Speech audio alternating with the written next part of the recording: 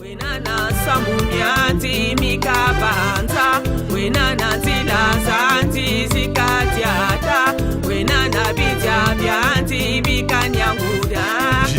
ça veut dire quoi en fait?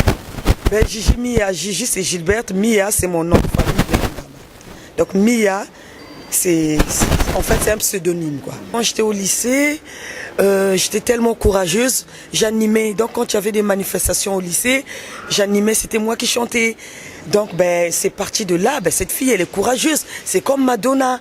Et c'est parti de là, donc on m'appelait Madonna depuis le lycée technique du 1er mai. Gigi Mia,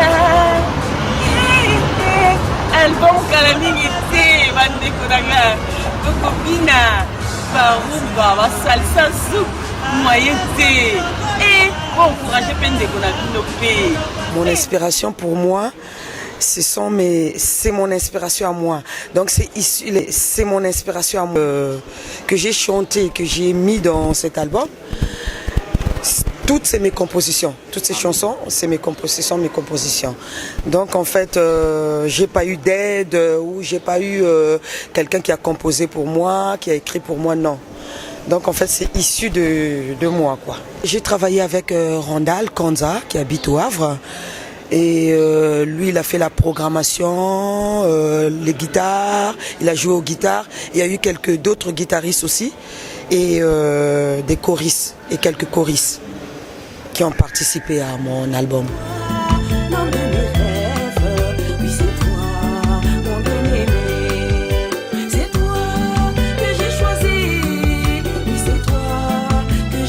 J'aime beaucoup la célébrité parce que ben, c'est une étoile. Hein? Parce qu'en fait, la célébrité ne se force pas. C'est naturel, c'est quelque chose de naturel. L'étoile, c'est quelque chose. Quand tu as une étoile qui brille, eh ben, tu es exposé devant tout le monde. Voilà, on parle de toi. Pourtant, même sans parler, le fait qu'on te voit partout, tu brilles quoi. Donc c'est une étoile parce que je suis née comme ça. La sapologie, c'est en quelque sorte, pour moi c'est un style d'habillement. Moi je m'habille, pour moi la sape c'est une façon de m'exprimer. Voilà. Je m'habille, c'est mon bien-être, mais c'est pas pour les autres quoi. Je m'habille pour moi.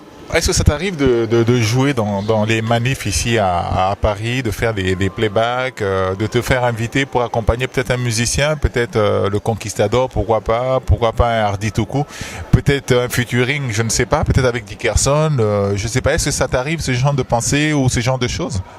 Oui, j'en ai déjà fait, oui, les featuring, j'en ai déjà fait. Et puis j'ai joué aussi à pas mal de concerts. J'avais joué, mon premier concert, c'était avec Rafa Bounzeki en 1993, quand il est venu pour la première fois en France. On a joué à Saint-Denis. Il y avait moi, il y avait Paola, il y avait Yvon Mompala, qu'on appelle La Pépinière. Et puis après, j'ai accompagné aussi Pamelo. J'ai accompagné plutôt Yulu Mabiala avec Pamelo en 95 au métro Robespierre. Donc moi, j'ai chanté. Il y avait aussi une fille, une Congolaise de Brazza, qu'on appelait, j'ai oublié son nom, qu'on appelait Diva. Donc il y avait moi. Diva la Marquise.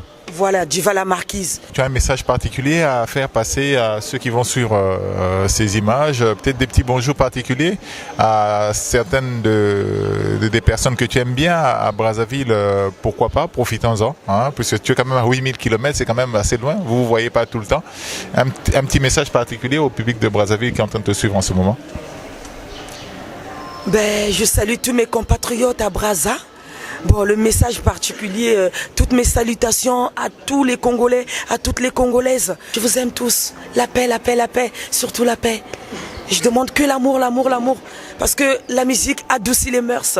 Je pense que moi, quand je vais chanter, ça va adoucir les mœurs. Merci, la beauté numérique. Madame Piota, Farel Valekita, Stani de Paris, Bachit Lessor.